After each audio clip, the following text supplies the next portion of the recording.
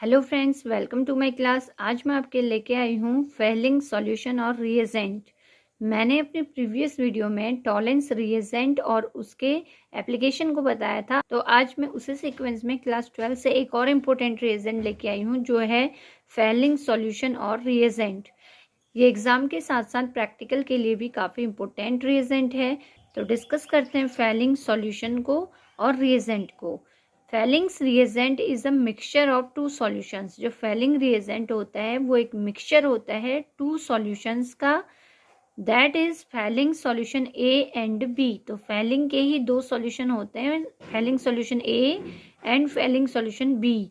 तो इनको जब हम इक्वल रेशियो में क्या करते हैं, मिक्स करते हैं, तो जो मिक्सचर हमें ऑब्टेन होता है उसी को कहते हैं फेलिंग्स रिएजेंट और Fehling solution. Fehling solution A क्या है? तो Fehling solution A is an aqueous copper sulphate. तो एक्वस वर्ड आता है वाटर के लिए। तो अगर हम नॉर्मल वाटर में कॉपर सल्फेट को डिसॉल्व कर दें तो जो सॉल्यूशन मेकअप होगा उसको हम कहेंगे फेलिंग सॉल्यूशन ए। सेकेंड है Fehling solution B. Fehling solution B is an alkaline sodium potassium tartrate. अब ये जो बी सॉल्यूशन होता है फेलिंग का, वो एक एल्कलाइन यानी कि बेसिक मीडियम में सोडियम पोटेशियम टार्ट्रेट होता है, जिसको हम रोसेल सॉल्ट भी कहते हैं। इसका फॉर्मूला होता है फेलिंग सॉल्यूशन बी का सोडियम पोटेशियम टार्ट्रेट टेट्राहाइड्रेट। तो यहाँ पे मैंने इसका ओपन फॉर्मूला या स्ट्रक्चर बनाया हुआ है। These two solutions are mixed in equal amounts. तो जब हम इस Fehling solution A and Fehling solution B को इक्वल अमाउंट में क्या करते हैं, मिक्स करते हैं, तो जो मिक्सचर ऑब्टेन होता है उसी को कहते हैं फेलिंग सॉल्यूशन और रिएजेंट, जिसका फॉर्मूला मैंने यहाँ पे लिखा हुआ है। अब टार्ट्रिक एसिड क्या होता है? तो यहाँ पे हम सोडियम पोटेशियम टार्ट्रेट ले रहे हैं, तो उससे पहले हम यहाँ टार्ट्रिक एसिड लिखेंगे। तो CH single bond CH OH दोनों डाइहाइड्रोक्सी होते हैं, और इस तरफ COO एक जगह सोडियम सॉल्ट आ जाएगा और यहाँ पे COO के यानी कि पोटेशियम आ जाएगा। तो सोडियम और पोटेशियम, तो ये सोडियम और पोटेशियम सॉल्ट है जिसको हम रोसेल सॉल्ट कहते हैं। तो इसका फॉर्मूला हो जाएगा KNaC4H4O6। ऑक्सीजन यहाँ है, 2 यहाँ है, 2 यहाँ है, तो O6 4H2O। तो ये टेट्राहाइड्रेट यानी कि एक्वस सॉल्यूशन होता है, इसे रोसेल सॉल्ट भी कहते हैं और फेलिंग सॉल्यूशन बी भी कहते हैं। अब बात करते हैं इनके प्रिपरेशन की। तो यहाँ पे मैंने फेलिंग सॉल्यूशन ए लिया है, यहाँ पे फेलिंग सॉल्यूशन बी लिया है। नॉर्मली हमें इन्हें मिक्स करना है तो हमें फेलिंग रिएजेंट मिल जाएगा, लेकिन कैसे प्रिपेयर होता है केमिकली उसको हम बाय रिएक्शन यहाँ पे डिस्कस करेंगे। तो फेलिंग सॉल्यूशन ए होता है normal aqueous copper sulphate solution. तो वाटर में जब हम CuSO4 को डिसॉल्व कर देंगे तो ये फेलिंग सॉल्यूशन ए कहलाएगा। और फेलिंग सॉल्यूशन बी होता है alkaline solution of sodium potassium tartrate. तो टार्ट्रिक एसिड का जो सोडियम पोटेशियम सॉल्ट होगा, अगर हम उसको बेसिक मीडियम में ले लें या एल्कलाइन में ले लें तो उसी को फेलिंग सॉल्यूशन बी कहते हैं। इसी का स्ट्रक्चर ये है जिसको हम रोसेल सॉल्ट कह रहे हैं। अब बात करते हैं फेलिंग रिएजेंट के प्रिपरेशन की। तो यहाँ पे प्रिपरेशन में केमिकली हम क्या लेंगे, फेलिंग सॉल्यूशन ए को लेंगे, CuSO4 twice NaOH gives up CuOH whole twice plus Na2SO4। तो यहाँ से Na2SO4 बाहर हो जाएगा, रिमूव हो जाएगा, और CuOH कितने OH हैं, 2, तो CuOH का whole twice plus Na2SO4 remove हो जाएगा। सेकेंड स्टेप में हम इसी CuOH होल ट्वाइस को लेंगे, हाइड्रोक्साइड को लेंगे कॉपर के, तो ये हो जाएगा CuOH होल ट्वाइस को जब हीट करेंगे तो CuO plus H2O, water remove होगा यहाँ से। तो अगर हम इस CuOH होल ट्वाइस को फेलिंग सॉल्यूशन बी के साथ क्या कराएं, रिएक्ट करवाएं, तो हमें फेलिंग रिएजेंट ऑब्टेन होगा। तो ये मैंने CuOH का होल ट्वाइस लिया, प्लस ये मैंने फेलिंग सॉल्यूशन बी यानी कि alkaline solution of sodium potassium tartrate, इसका फॉर्मूला ये मैंने लिखा हुआ है, तो इसको यहाँ पे लिख देंगे। इसको हीट करेंगे तो इसका OH और इसका H, इसका OH और इसका H, यानी कि OH और H मिलके H2O बाहर निकलेगा वाटर मॉलिक्यूल।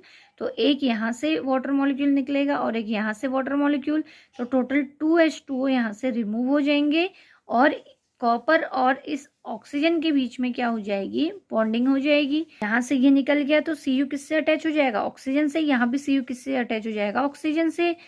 ये इस तरीके से, और इनके साथ हमारे CH और CH जुड़ा हुआ है तो ये एस सच ऐसे ही रहेगा। इसके साथ COONA, ये भी ऐसे ही रहेगा।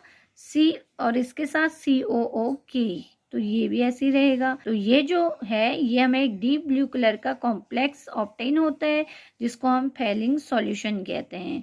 तो ये कैसे ऑब्टेन हुआ, फेलिंग सॉल्यूशन A और फेलिंग सॉल्यूशन B को जब हम मिक्स करके हीट करते हैं तो जो मिक्सचर हमें, तो इनके मिक्सचर से जो हमें ऑब्टेन होता है उसी को हम फेलिंग सॉल्यूशन कहते हैं।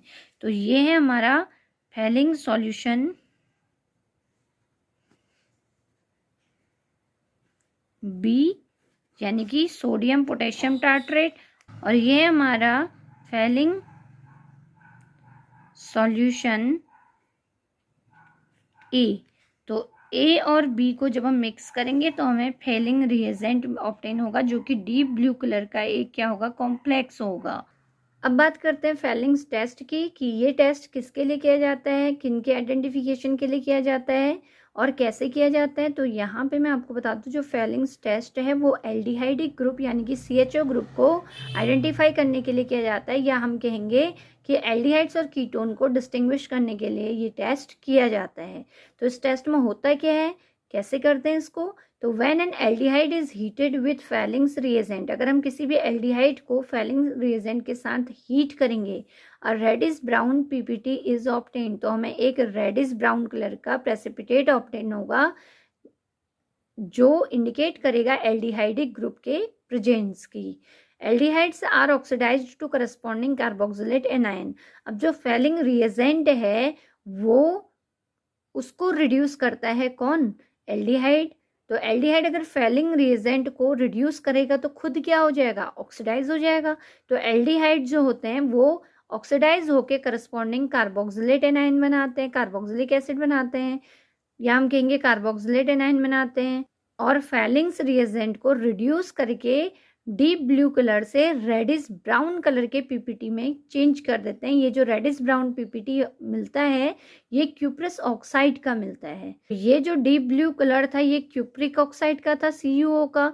तो इसको जब हम एल्डिहाइड से ट्रीट कराएंगे तो ये एल्डिहाइड्स क्या करेंगे, इस डीप ब्लू कलर के क्यूप्रिक ऑक्साइड को क्यूप्रस ऑक्साइड में चेंज कर देंगे।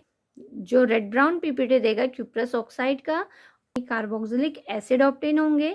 तो ये कैसे ऑब्टेन हुआ, क्योंकि ये एल्डिहाइड्स इस फेलिंग सॉल्यूशन को रिड्यूस करते हैं तो खुद ऑक्सीडाइज होके एसिड बनाएंगे कार्बोक्सिलिक, एंड इसको रिड्यूस कर देंगे डीप ब्लू से रेड ब्राउन पीपीटी में, यानी कि क्यूप्रिक +2 स्टेट होती है कॉपर की। इस अब यहाँ पे मैंने एक बात कही कि ये एल्डिहाइड इस फेलिंग सॉल्यूशन को रिड्यूस कर रहा है। रिडक्शन का मतलब ये क्यूप्रिक ऑक्साइड है यानी कि +2 फॉर्म में है यहाँ पे कॉपर। तो यहाँ पे जो क्यूप्रस ऑक्साइड हमें मिला ये +1 ऑक्सीडेशन स्टेट में होता है। तो कॉपर की ऑक्सीडेशन स्टेट जो है यहाँ पे डिक्रीज हुई है, तो हम कहेंगे कि एल्डिहाइड ने इस क्यूप्रिक ऑक्साइड को यानी कि फेलिंग सॉल्यूशन को रिड्यूस किया +2 से +1 स्टेट में, जिससे इसके कलर में हमें चेंज मिला। तो यहाँ पे मैंने इसकी जनरल रिएक्शन को शो किया है। ये RCHO एल्डिहाइड और ये ट्वाइस Cu2+ यानी कि क्यूप्रिक आयन +5OH नेगेटिव यानी कि एल्कलाइन मीडियम पे हम इनको कंबाइनली फेलिंग सॉल्यूशन कहेंगे। तो जब एल्डिहाइड की रिएक्शन फेलिंग सॉल्यूशन से की जाती है, सॉल्यूशन को रिड्यूस कर देता है एल्डिहाइड और खुद क्या हो जाता है, ऑक्सीडाइज। तो ये ऑक्सीडाइज होकर कार्बोक्सिलेट एनायन बनाएगा RCOO नेगेटिव, प्लस ये जो क्यूप्रिक आयन है ये क्यूप्रस आयन में चेंज हो जाएगा। तो क्यूप्रिक आयन क्यूप्रस ऑक्साइड बना देगा। तो यहाँ पे ये ब्लू कलर का होता है डीप ब्लू, और यहाँ ये किस में कन्वर्ट हो जाएगा, रेड ब्राउन पीपीटी में। अब बात करते हैं इसके यूज़ और एप्लीकेशन की कि इस रिएजेंट की एप्लीकेशन कहाँ पे है। तो फेलिंग सॉल्यूशन और reagent is used to distinguish between an aldehyde and a ketone. एक तो एल्डिहाइड और कीटोन्स को डिफ्रेंशिएट करने के लिए या डिस्टिंग्विश करने के लिए हम इस फेलिंग सॉल्यूशन का यूज करते हैं। इसमें जो एल्डिहाइड्स होंगे वो फेलिंग सॉल्यूशन को रिड्यूस करेंगे, बट जो कीटोन्स होंगे वो फेलिंग सॉल्यूशन के साथ कोई रिएक्शन नहीं करेंगे, या हम कहेंगे कि वो फेलिंग सॉल्यूशन को रिड्यूस नहीं करेंगे। सेकेंड है, it is also used for the determination of reducing and non reducing sugars. इसके अलावा फेलिंग सॉल्यूशन रिड्यूसिंग और नॉन रिड्यूसिंग शुगर्स को डिटरमाइन करने में भी हेल्प करती है। नॉन रिड्यूसिंग शुगर होती हैं जो फेलिंग सॉल्यूशन को रिड्यूस नहीं करते हैं, और रिड्यूसिंग शुगर्स होती हैं जो फेलिंग सॉल्यूशन को रिड्यूस करते हैं।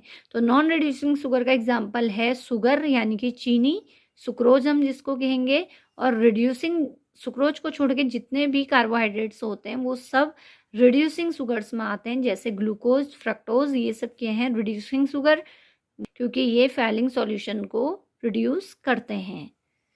अब एक नोट मैंने यहाँ पे लिखा हुआ है, aromatic aldehydes and ketones do not reduce Fehling solution.